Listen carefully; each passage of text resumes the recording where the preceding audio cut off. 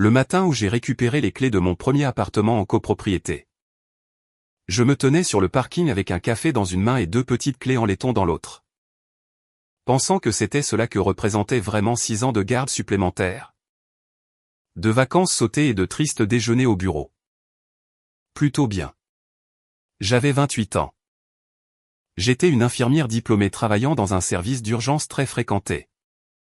Et j'avais finalement conclu l'achat d'un appartement de 2 chambres au 3e étage d'un immeuble propre et calme à 15 minutes de l'hôpital. Mon nom sur l'acte de propriété, pas de colocataire. Pas de propriétaire appelant tous les 12 mois pour le renouvellement du bail, juste à moi. Je n'avais pas dit à ma famille la date de la signature. Non pas pour le cacher. J'ai juste appris il y a longtemps que les bonnes nouvelles dans ma famille avaient une façon d'être redirigées. J'avais prévu de les appeler une fois que j'aurais les clés en main, une fois que ce serait réel. Une fois qu'il n'y aurait plus rien à dévier. Je me suis donné 4 minutes. J'étais dans l'ascenseur en train de monter au 3e étage quand mon téléphone a sonné. La voix de ma mère était claire et un peu trop joyeuse. Comme elle l'est quand elle veut quelque chose. Elle m'a demandé comment s'était passée la signature. J'ai répondu, bien, je viens de recevoir les clés. Il y a eu une courte pause, puis elle a dit la chose qui a stoppé net ma montée en ascenseur. Tant mieux, parce que ton frère doit voir la 2e chambre ce week-end. Nous lui avons dit. À lui et à Kai, que ce serait parfait pour eux jusqu'après le mariage. Je n'ai rien dit pendant un moment. Je regardais les portes de l'ascenseur s'ouvrir sur mon couloir. Essayant de comprendre ce que je venais d'entendre. Mon frère a 25 ans. Sa fiancée. Je l'appellerai la fiancée de mon frère car c'est le seul titre qu'elle ait jamais mérité. À 23 ans. Ils étaient fiancés depuis 4 mois. Ils avaient leur propre appartement de l'autre côté de la ville. Et apparemment, selon ma mère, ils allaient emménager dans la 2e chambre de l'appartement pour lequel j'avais passé 6 ans à économiser parce que mes parents la leur avaient déjà promise. Ça n'arrivera pas, ai-je dit. Ma mère a eu un petit rire comme si j'avais dit quelque chose de légèrement idiot. Ne sois pas dramatique. C'est temporaire. 1 an, peut-être 2. Tu as la place. Maman, mon nom est sur cet acte. Seulement mon nom. Je n'ai consulté personne pour cet achat et je ne vais rien faire valider par qui que ce soit maintenant. La 2e chambre est mon bureau à domicile. Cette conversation est terminée. Elle est devenue silencieuse d'une manière qui me disait que ce n'était absolument pas terminé. J'ai raccroché et j'ai déverrouillé ma porte d'entrée. Le temps de poser mon café sur le comptoir de la cuisine et d'ouvrir une fenêtre. J'entendais déjà la voiture de mes parents arriver sur le parking en bas. Ils sont montés ensemble et se sont tenus à ma porte sans y être invités. Comme s'ils effectuaient une visite de contrôle. Mon père a jeté un coup d'œil autour de lui. A hoché la tête une fois comme s'il approuvait un bien locatif. Et m'a dit que la fiancée de mon frère avait déjà une liste de meubles pour la 2e chambre. Ma mère est passée devant moi dans le couloir et a poussé cette porte, a passé la tête et a dit. Un peu petit, mais ils peuvent s'en accommoder. Je suis resté au centre de mon salon, mes clés toujours à la main. Vous devez partir, ai-je dit. Mon père s'est retourné et m'a regardé comme si j'avais parlé une langue étrangère. Nous sommes une famille. Ne sois pas dramatique. Cette phrase, ne sois pas dramatique, est le mur porteur de toutes les manipulations que mes parents ont jamais exercées sur moi. Toute ma vie, quand je me suis opposé, c'est ce que j'ai eu en retour. Quand j'avais 17 ans et que ma mère a dépensé l'argent de ma remise de diplôme pour un voyage de week-end pour le tournoi de baseball de mon frère et que j'ai dit quelque chose à ce sujet. Dramatique. Quand j'ai obtenu mon diplôme d'infirmière avec mention et que mes parents sont arrivés avec une heure de retard à la cérémonie parce que mon frère avait un entretien d'embauche qui s'était prolongé et que j'étais blessé. Dramatique. Tout ce que je ressentais qui les dérangeait était qualifié de dramatique. Je n'étais pas dramatique. C'est ma maison, ai-je dit. Vous n'allez pas y entrer sans y être invité. Mon frère ne va pas emménager ici. Personne ne va emménager ici. J'ai besoin que vous partiez tous les 2. Ma mère a pincé les lèvres. La mâchoire de mon père s'est crispée. Ils sont partis. Mais ils sont partis comme des gens qui n'ont aucune intention d'accepter ce qui vient de se passer. 48 heures plus tard. Je suis rentré d'une garde de nuit et j'ai trouvé une camionnette blanche garée sur ma place de parking attitrée. Laissez-moi être clair sur ce que je veux dire quand je dis que je rentrais d'une garde de nuit. Je venais de travailler 12 heures dans un service d'urgence. Je n'avais pas dormi. Je portais des baskets avec quelque chose dessus que je préférais ne pas identifier. J'ai fait 3 fois le tour du parking avant de trouver une place pour visiteurs. Le temps de monter, mon frère se tenait dans le couloir devant ma porte. Sa fiancée était assise sur une valise. 4 boîtes étaient empilées contre le mur de mon voisin. Mon frère m'a fait un sourire penaud et a dit: Maman a appelé l'immeuble pour se renseigner sur la politique concernant les invités. C'est un bel homme, mon frère. Facile à aimer, prompt à se sortir des situations par son charme. Il a passé toute sa vie à être la personne autour de laquelle notre famille se réorganisait. Discrètement sans que personne ne le dise. Quand il s'est blessé au genou à 19 ans en jouant au football de compétition. Mes parents ont dépensé 14 000 $ pour l'opération et la rééducation. De l'argent qu'ils n'avaient pas vraiment. 2 ans plus tard, ils ont co-signé son contrat de location de voiture et ont payé 2 mois de loyer pour son premier appartement parce qu'il n'était pas encore prêt. Je ne lui en voulais pour rien de tout ça. J'en voulais au système. Tes affaires ne peuvent pas rester ici, lui ai-je dit. Les boîtes vont dans un garde-meuble aujourd'hui. La camionnette bouge dans les 10 prochaines minutes où j'appelle le gérant de l'immeuble. Sa fiancée s'est levée. Sa voix a pris un tremblement étudié. Nous n'avons nulle part où aller. Notre bail s'est terminé ce matin. Je suis enceinte de 4 mois. Tu veux qu'on dorme dans cette camionnette? La nouvelle de la grossesse était tombée 2 semaines plus tôt. J'en avais été sincèrement heureuse. J'avais déjà commencé à regarder des poussettes. Sors la camionnette de ma place, ai-je dit. Appelle un garde-meuble. Ne sois pas là quand je me réveillerai. J'ai déverrouillé ma porte, je suis entré et j'ai verrouillé derrière moi. J'ai mis mes bouchons d'oreille et je me suis endormi. Je me suis réveillé 5 heures plus tard avec 62 messages non lus dans une discussion de groupe familial dont j'ignorais l'existence jusqu'à cet après-midi. Parce que quelqu'un m'y avait ajouté pendant que j'étais inconsciente. Le groupe s'appelait La famille d'abord. Je n'invente rien. Ma mère avait tapé 3 paragraphes sur le fait que je choisissais une transaction immobilière. Plutôt que mon propre sang. Mon père avait écrit que je devais bien réfléchir au genre de personne que je devenais. 2 tantes étaient intervenues. L'une de mes cousines. À qui je n'avais pas parlé depuis près de 2 ans et qui me devait encore 40 $ pour un concert où nous étions allés ensemble. M'a traité de sans cœur. Et la fiancée de mon frère avait posté une vidéo. Je l'ai trouvée sur son Instagram public. Elle était assise sur le siège passager d'une voiture garée, sans maquillage, les yeux rouges. Parlant directement à la caméra d'une voix qui se brisait juste assez pour paraître réelle. Elle parlait d'être enceinte. D'avoir peur et de n'avoir nulle part où aller parce qu'un membre de sa famille avait refusé de l'aider. Elle n'a pas utilisé mon nom, mais elle a identifié la ville. A mentionné que le parent était une infirmière. Et le temps que j'envoie un texto à ma meilleure amie à ce sujet. 4 de mes collègues l'avaient déjà vu. Ma meilleure amie, que j'appellerai Brie, a répondu immédiatement, « De quoi as-tu besoin ?» C'est ça, les vraies personnes. Elle ne joue pas la comédie. Elle demande juste. Rien pour l'instant, ai-je répondu par texto. Mais quelque chose cloche dans toute cette situation, et je dois découvrir quoi. Voilà la chose qui me tracassait depuis 2 jours. Mes parents ont une maison de 4 chambres. Ils y vivent depuis 23 ans. 2 de ces chambres sont actuellement utilisées comme chambres d'amis et salle de sport à domicile. Que mon père a utilisé environ 4 fois. Ils adorent mon frère. Ils le traitent comme si le soleil tournait autour de son emploi du temps. Si lui et sa fiancée étaient vraiment en crise.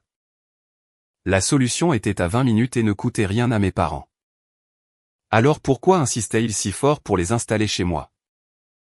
Je me suis assise à ma table de cuisine avec mon ordinateur portable et j'ai commencé à chercher. La première chose que j'ai recherchée était le nom de mon frère et le nom du complexe d'appartements. Où il louait. Les archives judiciaires publiques de notre comté sont consultables en ligne moyennant des frais de traitement de 10 $. Ce qui est ressorti n'était pas une fin de bail. C'était une demande d'expulsion déposée 11 semaines plus tôt. Statut du dossier, jugement rendu en faveur du demandeur. Ils n'avaient pas simplement atteint la fin d'un bail. Ils avaient été légalement expulsés. J'ai téléchargé les documents et les ai lus attentivement. 5 mois de loyer impayé, des frais de retard. Un avis certifié dont mon frère avait accusé réception pour un accord de remboursement non respecté. La société de gestion immobilière avait documenté chaque étape dans un ordre propre et daté. 5 mois. Cela signifiait qu'ils étaient au courant de cela depuis avant l'annonce de la grossesse. Depuis avant que mes parents ne commencent à insinuer discrètement que ma deuxième chambre serait parfaite pour eux. Ce n'était pas une surprise. C'était un plan. Je suis resté avec cette pensée un moment. Puis j'ai commencé à chercher où était passé l'argent du loyer.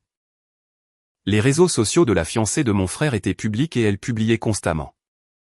J'ai remonté les mois correspondant à la chronologie de l'expulsion. 2e mois des loyers impayés. Un voyage entre filles style enterrement de vie de jeune fille à Nashville qu'elle avait organisé pour elle-même parce que, a-t-elle écrit, une future mariée enceinte mérite toujours de célébrer. 3e et 4e mois. Une série de vidéos de déballage pour une installation de création de contenu à domicile. Anneaux lumineux, toile de fond, microphone, abonnement à des logiciels de montage. Elle avait lancé une chaîne sur le style de vie et la maternité et avait investi dans l'image de marque. Des produits dérivés et un concept de boîte d'abonnement qui a discrètement cessé d'être mentionné après environ 6 semaines et 3 publications promotionnelles. L'argent du loyer est allé dans un objectif d'appareil photo. Un voyage à Nashville et une entreprise qui s'est dissoute avant de rapporter le moindre dollar. Mais la pièce qui ne collait toujours pas était la même, la maison de mes parents. 4 chambres à 20 minutes. J'ai effectué une deuxième recherche dans les archives. Cette fois, j'ai entré les noms de mes parents et leur adresse. Ce que je cherchais était une ligne de crédit sur valeur domiciliaire. C'est l'un des moyens les plus courants pour les gens d'emprunter discrètement sur la valeur de leur maison quand ils ont besoin d'argent et ne veulent pas l'expliquer à table. Mes parents avaient mentionné un refinancement il y a environ 3 ans, une fois, puis plus jamais. Les archives ont pris un certain temps. J'ai préparé le dîner en attendant. À la page 4 du dossier retourné, je l'ai trouvé. Une ligne de crédit sur valeur domiciliaire ouverte il y a 14 mois. Limite de crédit 120 000 $. D'après l'historique des tirages dans les relevés joints. Ils avaient retiré 95 000 $ en 6 mois. Motif indiqué sur la demande, rénovation domiciliaire. J'ai pensé à la maison de mes parents. La cuisine était la même que celle dans laquelle j'avais grandi. Les mêmes comptoirs, la même moquette à l'étage. Il n'y avait eu aucune rénovation dont j'avais entendu parler ou que j'avais vu. Je suis retourné sur l'Instagram de la fiancée de mon frère et j'ai regardé attentivement les dates. Des événements. La fête de fiançailles que mes parents avaient organisée, un événement dans le jardin avec traiteur. Une tente louée. Un guitariste acoustique en direct et un plateau de charcuterie dont ma mère avait posté 47 photos. Avait eu lieu il y a 13 mois. La ligne de crédit sur valeur domiciliaire avait été ouverte un mois avant cette fête. Je n'avais pas besoin de voir le relevé bancaire complet pour comprendre le calcul. Mes parents avaient emprunté 95 000 $ sur la valeur de leur maison pour financer la fête de fiançailles de mon frère. La fête prénatale avec traiteur de sa fiancée, et j'étais presque certaine. Une partie de l'installation de création de contenu qui s'était évaporée de son fil d'actualité. Et une ligne de crédit sur valeur domiciliaire à des mensualités. Mes parents n'étaient pas des gens riches. Mon père travaillait dans la gestion logistique. Ma mère travaillait à temps partiel dans un cabinet dentaire. Ce paiement de ligne de crédit, ajouté à une hypothèque, était quelque chose qu'ils ne pouvaient gérer qu'avec précaution. Si mon frère et sa fiancée emménageaient chez moi gratuitement, chaque dollar de leur revenu combiné pourrait servir à couvrir cette ligne de crédit. J'étais le plan. J'avais toujours été le plan. Ma grand-mère allait avoir 70 ans et mon père avait organisé un dîner d'anniversaire dans un bon restaurant du centre-ville. Salle privée, code vestimentaire, toute la famille élargie invitée. Il avait envoyé une invitation formelle par courriel avec le nom du lieu et l'heure de début. Au bas de ce courriel, il avait ajouté une note qui m'était spécifiquement adressée. Le ton n'était pas chaleureux. Il me disait de venir préparer à arranger les choses avec mon frère et d'apporter une copie de la politique des invités de mon immeuble afin que nous puissions discuter d'un hébergement temporaire. En famille. Il m'avait également appelé 2 fois au cours des 2 jours précédents. Une fois pour dire que je déchirais la famille. Une fois pour me rappeler que ma grand-mère avait toujours dit que la famille était tout et qu'elle serait dévastée d'apprendre que j'avais tourné le dos à mon frère et à sa fiancée enceinte. Il pensait que ma grand-mère était son atout maître. Je suis allé chez elle un mardi après-midi et je me suis assise avec elle dans sa véranda devant un thé glacé. C'est une femme vive d'esprit, ma grand-mère. Elle a travaillé comme adjointe juridique pendant près de 30 ans. A élevé 3 enfants en grande partie seule après le décès de mon grand-père. Et elle a une façon d'écouter qui vous donne l'impression que chaque mot est pesé avant d'obtenir une réponse. Je ne lui ai montré aucun document. Je n'ai pas mentionné la ligne de crédit sur valeur domiciliaire ni l'expulsion. Je lui ai juste posé une question, est-ce que papa t'a demandé de l'argent récemment? Elle a posé son verre lentement. Il est venu me voir le mois dernier, a-t-elle dit. Il a dit qu'il avait une opportunité financière. Un investissement à court terme. Il avait besoin de 80 000 $. Elle a fait une pause. Il n'a pas pu me donner de détails quand j'ai demandé. Je l'ai regardé. Elle m'a regardé. Ne lui donne rien, ai-je dit. Avant samedi soir. Je pense que tu voudras d'abord entendre ce qu'il dira à ce dîner. Elle a étudié mon visage pendant un long moment. Puis elle a hoché la tête une fois sans me demander d'expliquer. Samedi. J'ai porté le blazer que je garde pour les réunions du conseil d'administration de l'hôpital. Bleu marine foncé, du genre qui me donne l'air de quelqu'un qui ne perd pas les débats. J'ai imprimé 5 jeux de documents, la décision d'expulsion. L'historique des tirages de la ligne de crédit sur valeur domiciliaire. Des captures d'écran des publications sur les réseaux sociaux avec leur date. Et une chronologie d'une page reliant le tout. Chaque jeu a été placé dans une pochette de présentation transparente. Les 5 sont allés dans mon sac. Je suis arrivé exactement à l'heure. La salle privée était chaleureuse et bruyante de membres de la famille que je n'avais pas vus depuis des mois. J'ai senti la température changer quand je suis entré. Mes tantes se sont jetées un coup d'œil. Ma cousine, celle qui m'avait traité de sans-cœur dans la discussion de groupe, a trouvé un autre endroit où regarder. Mon père m'a fait un sourire qui n'atteignait pas ses yeux. Ma mère a tapoté le siège à côté d'elle. Mon frère et sa fiancée étaient déjà assis près du centre de la table. Elle portait quelque chose de doux et de rose. Et ses mains étaient croisées sur son ventre d'une manière qui assurait que tout le monde dans la pièce restait conscient de sa grossesse. Elle m'a regardé avec une expression soigneusement arrangée pour paraître indulgente. Ma grand-mère était assise en bout de table. Elle a croisé mon regard quand je suis entré et l'a tenu juste une seconde. Rien n'a changé sur son visage. Le dîner s'est déroulé comme ces choses se déroulent quand une performance est prévue. Mon père a été charmant pendant les entrées, drôle pendant le plat principal. Le centre naturel de la pièce. Il a raconté une longue histoire sur quelque chose au travail qui a fait rire tout le monde. Il a rempli les verres de vin. Il a appelé les serveurs par leur nom après avoir lu leur badge. Il était doué pour ça. Je lui accorderai au moins ça. Puis, une fois les assiettes débarrassées, il s'est levé. Il a parlé de la famille. Il a parlé de ma grand-mère et de tout ce qu'elle avait construit. Il a parlé de sacrifice et d'être là les uns pour les autres. Il a parlé pendant près de 4 minutes et il a captivé la salle. Puis il s'est tourné et m'a regardé avec le sourire confiant d'un homme qui n'a jamais sérieusement envisagé une seule fois de ne pas obtenir ce qu'il était venu chercher. Il a dit à la table que j'avais changé d'avis, que je comprenais maintenant ce qui était important. Que j'allais faire ce qu'il fallait pour mon frère et sa famille grandissante. Et il espérait que tout le monde lèverait son verre à un nouveau départ. Il a tendu la main. La pièce était silencieuse, dans l'attente. Ma tante avait déjà commencé à tendre la main vers son verre de vin. J'ai cherché dans mon sac. Je n'ai pas sorti une clé. J'ai sorti 5 pochettes transparentes et je les ai disposées à intervalles réguliers au centre de la table. Avant de trinquer, ai-je dit. Je pense qu'il y a des choses que tout le monde devrait vraiment savoir.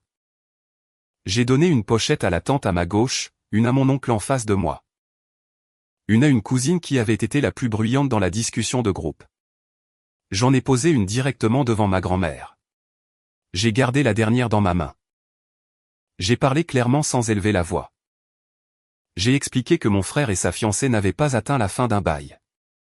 Ils avaient été expulsés après 5 mois de loyer impayé avec une décision de justice rendue contre eux 11 semaines avant qu'ils ne se présentent à mon immeuble avec des boîtes.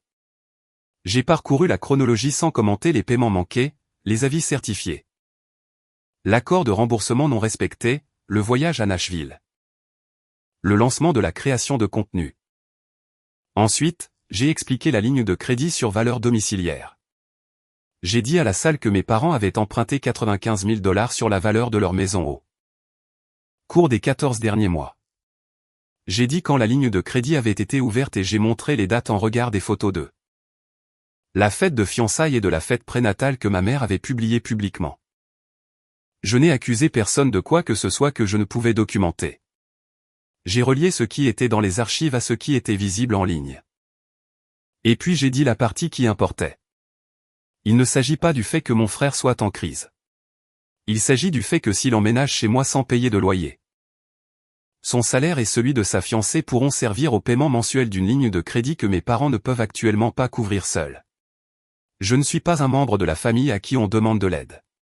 Je suis un instrument financier dans un plan qu'ils ont élaboré sans me le dire. Et 2 semaines avant ce dîner, mon père est allé voir ma grand-mère et lui a demandé 80 000 $ pour un investissement qu'il ne pouvait pas décrire. La pièce est devenue immobile.